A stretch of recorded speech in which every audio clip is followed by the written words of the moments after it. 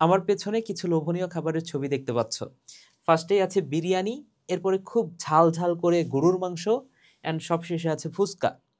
তো তোমাদের কাছে মনে হতে পারে যে ভাইয়া কি আবার ফুচকার বিজনেস শুরু করলো কিনা। ওপরের দিকে আরো একটা কথা লেখা আছে, দেখো, সফলতা চাও, নিজের মনকে বোকা বোকা বানিয়ে রাখো।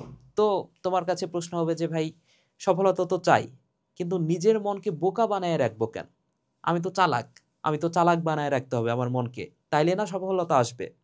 বোকা বানাতে হবে কেন? আচ্ছা, ফার্স্টে এই ছবিগুলার দিকে আসি। দেখো, ছবিগুলা দেখার সাথে সাথে তোমার কি হয়েছে বলো তো? আমার তো জিহ্বাতে জল চলে আসছে, তোমারও নিশ্চয়ই চলে আসছে, তাই না? তো আজকে আমরা যেই বিষয়টা নিয়ে কথা বলবো সেটা হচ্ছে আমাদের মাইন্ডের খুব পাওয়ারফুল একটা পার্ট, সেটা হচ্ছে subconscious mind. Subconscious mind. So subconscious mind মানে কি? সাবকনসিয়াস মাইন্ড মানে হচ্ছে আমাদের যে অবচেতন মন আছে, আমাদের যে অবচেতন মন। সচেতন মন মানে কি, বা কনসাস মাইন্ড কি? যেমন আমরা যেটা চিন্তা ভাবনা করি, চিন্তা ভাবনা করে আমরা পড়ালেখা করতেছি, এটা হচ্ছে কনসাস মাইন্ড। কিন্তু সাবকনসাস মাইন্ড মানে কি? যেটা চিন্তা ভাবনা ছাড়াই হয়ে যাচ্ছে। যেমন তুমি নিঃশ্বাস নিচ্ছ, তুমি কি চিন্তা করে নিচ্ছ? না। আবার এই যে আমি যখনই খাবারের কথা দেখাই, মানে বলছি বা দেখাইছি, দেখার সাথে সাথে কিন্তু তোমার জিহ্বাতে জল চলে আসছে, তাই না? তো এই জলটা কি আহ, মানে কেন চলে আসলো? তুমি কি আসতে বলছো জলটাকে? না।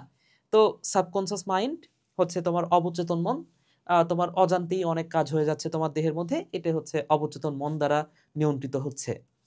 তো এই ছবিগুলো দেখানোর উদ্দেশ্য কি, বা সাবকনসিয়াস মাইন্ড নিয়ে আসলে কি বলতে চাচ্ছি? দেখো, সাবকনসিয়াস মাইন্ড এটা কিন্তু আমাদের পুরা বডিকে নিয়ন্ত্রণ করে। আমাদের দেহের 95% কিন্তু এই সাবকনসিয়াস মাইন্ড, বুঝতে পেরেছো?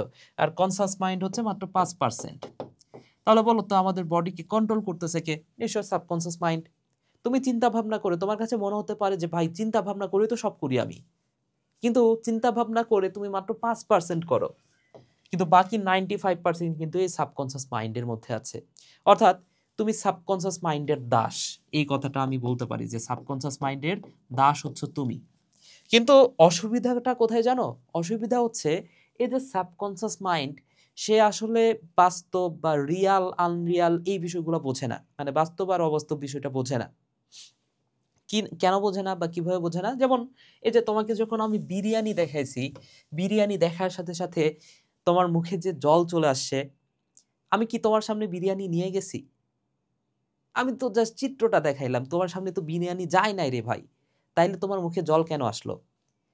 কারণ জল আসছে এই কারণেই যে যখনই তুমি বিরিয়ানিটা দেখছো বা আমার মুখে কথাটা শুনছো, তোমার কাছে মনে হয়েছে, তোমার সাবকনসিয়াস মাইন্ড ধরে নিছে যে আচ্ছা আমার সামনে মনে হয় বিরিয়ানি চলে আসছে বা ফুচকা চলে আসছে।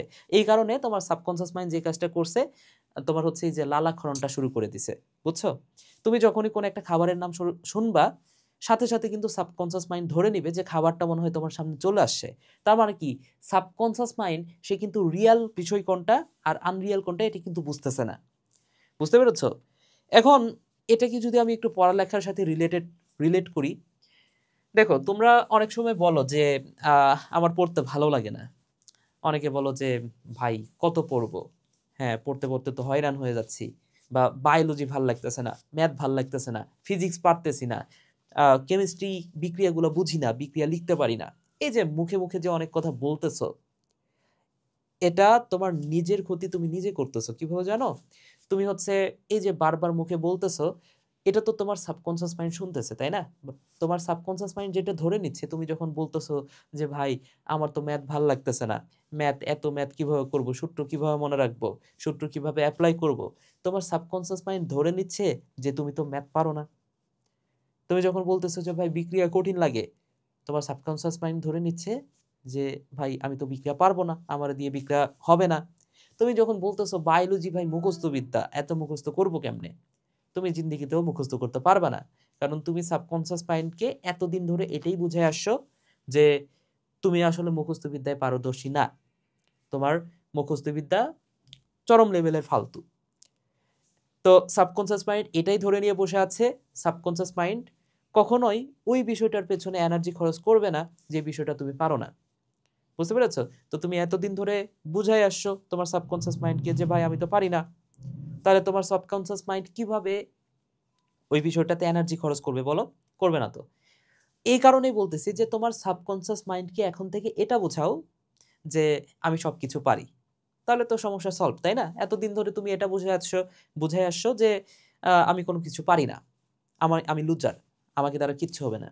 তাহলে এখন থেকে তুমি এই বিষয়টা ইনপুট করো যে আমি সবকিছু পারি। ওকে? আচ্ছা, অনেক কথা বলে ফেললাম। তাহলে এই বিষয়টা একটু মাথায় রাখো। তোমার নিজের সফলতা যদি চাও, নিজের মনটাকে একটু বোকা বানাও। বোকা বানাও। হ্যাঁ, তুমি যে জিনিসটা পারতেছো না, যে জিনিসটা বুঝতেছো না, মনকে বুঝতে দিও না। মনকে বুঝতে দিও না যে হ্যাঁ, আমি তো এটা পারি না। বুঝতে পেরেছ?